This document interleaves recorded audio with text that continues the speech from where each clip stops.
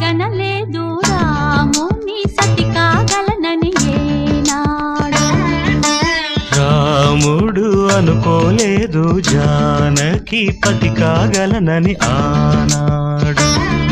ఆనాడు ఎవరు అనుకోనిది ఈనాడు మనకు నిజమైనది.